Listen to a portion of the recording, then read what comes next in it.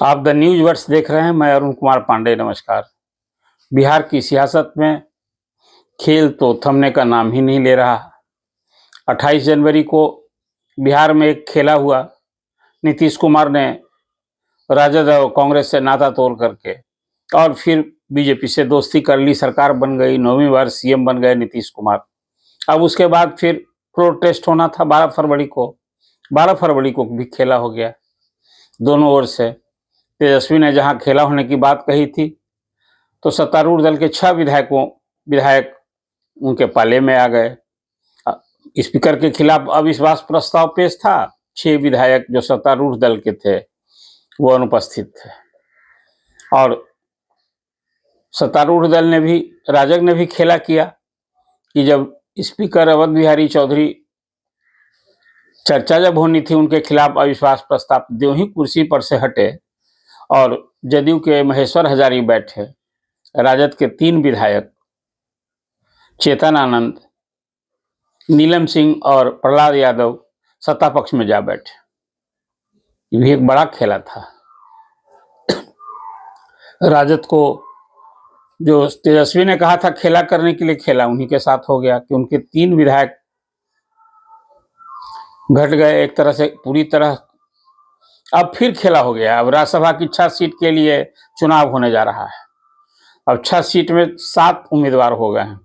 कल बिहार भाजपा के कोषाध्यक्ष और बिहार क्रिकेट एसोसिएशन के अध्यक्ष राकेश तिवारी ने भी अभी राज्यसभा के चुनाव मैदान में कूदने की तैयारी कर ली है। आज नामांकन का अंतिम दिन है, जहां राजद के 2 उम्मीदवार मनोज झा और संजय यादव नामांकन पत्र दाखिल करेंगे और वहीं राकेश तिवारी भी नामांकन पत्र। अब यही खेल शुरू होगा। एक कैंडिडेट के लिए 35 वोट चाहिए। अब जदयू भाजपा के पास अतिरिक्त वोट हैं। जदयू के 35 मत की दरकार होगी तो उनके पास अभी 45 विधायक हैं और भाजपा को जहां 2 कैंडिडेट हैं उनके लिए 70 वोट चाहिए, उसके पास 78, मतलब 8 वहां हैं। तो अब इस तरह से 18 अतिरिक्त वोट हैं एनडीए के पास। वही अब कांग्रेस के जो कैंडिडेट हैं अखिलेश प्रसाद सिंह, उनके तो अपने 19 ही वोट हैं। उनको तो राजद और वाम दलों के सहयोग की दरकार होगी। तब क्या होगा? अब इस खेल में फिर वही जो अभी सरकार को, नीतीश सरकार को गिराने के लिए जो एक खेल हो रहा था, जो कोतवाली थाने में मामला भी दर्ज हुआ है, तो क्या इसमें भी कुछ वैसा ही खेल होगा? कौन विधायक किसके साथ जाएंगे? संजय यादव को कैंडिडेट बनाने को लेकर जहां राजद में भी क्षोभ आक्रोश है, वहां मैंने आपसे चर्चा भी की है पहले कि पहले से ही कई नेता राज्यसभा जाने के लिए उत्सुक थे। उन्हें लग रहा था कि इस पर अवसर देंगे। अब जो भी सोशल इंजीनियरिंग हो रही है, अति पिछड़ों के नाम पर, अल्पसंख्यकों के नाम पर, महिलाओं के नाम पर, राजद में कुछ उससे लीक से हट करके कैंडिडेट की घोषणा हुई। लेकिन तेजस्वी ने मनोज यादव को फिर से भेजने और संजय यादव जो उनके अपने करीबी हैं, उनके सहयोगी सलाहकार हैं, उनको भेजने का फैसला किया। वो हरियाणा के रहने वाले। अब किस दल में फिर टूट होगी? राजद के तो 3 विधायक टूट चुके हैं। अब ये क्षोभ आक्रोश में क्या होगा? राज्यसभा के चुनाव में कोई व्हिप जारी नहीं होता है। हाँ, एक व्यवस्था है कि दिखाकर वोट दिया जाता है। जो पार्टी के एजेंट होते हैं उनको दिखाया जाता है। लेकिन जो पाला बदल की तैयारी कर लेगा वो दिखाकर भी वोट देगा कि देखिए हम आप अपने कैंडिडेट को जो आपने बनाया है उसको हम नहीं दे रहे हैं। ये भी हो सकता है।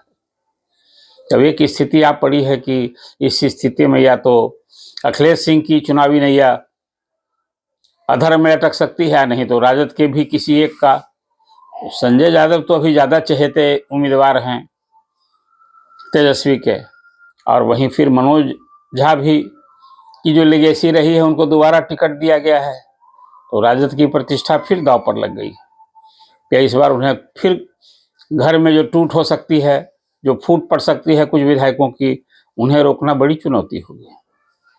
और कांग्रेस में भी अब तक तो, जब चुनाव के पहले कांग्रेस ने अपने 19 विधायकों को हैदराबाद ले जा करके, अब फिर विश्वास मत के एक दिन पहले पटना आए सभी। कांग्रेस में तो विधायक सभी एकजुट रहे। लेकिन जैसे प्रारंभ से बात हो रही थी, क्या कांग्रेस में भी फिर फूट पड़ सकती है? घर कांग्रेस के घर को संभाले रखना अखिलेश प्रसाद सिंह के लिए भी एक बड़ी चुनौती होगी, तभी उनकी चुनावी नैया पार लगेगी। वहीं वाम दल में चर्चा है कि माले ने समर्थन दे दिया है, जदयू को भरोसा दिलाया है। सीपीआई और सीपीएम के भी कुछ सदस्य हैं, और वो क्या करेंगे? तो वाम दल में भी क्या इस राज्यसभा चुनाव में जो 3 दल हैं उसमें कुछ विधायक इधर से उधर होंगे? अब कुल मिलाकर एक भारी संशय की स्थिति हो गई है।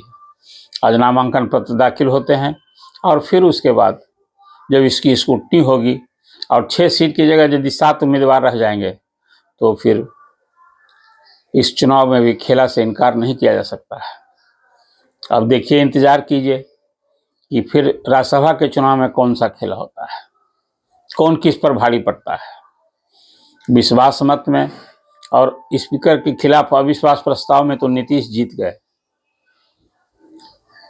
राजद को झटका लगा, लेकिन राज्यसभा के चुनाव में किसे झटका लगेगा यह तो देखना होगा। फिलहाल अभी जो राज्यसभा के चुनाव को लेकर जो सियासी राजनीति फिर गर्मा गई है और खेला होने की संभावना दिख रही है, इस संदर्भ में आपके सामने मैंने अपडेट जानकारी दी है। आप क्या सोचते हैं?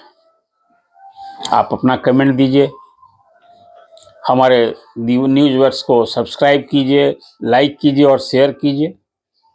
और इसमें कुछ और भी आज नामांकन पत्र दाखिल होने के बाद जो प्रगति होगी आपको फिर अपडेट जानकारी देंगे।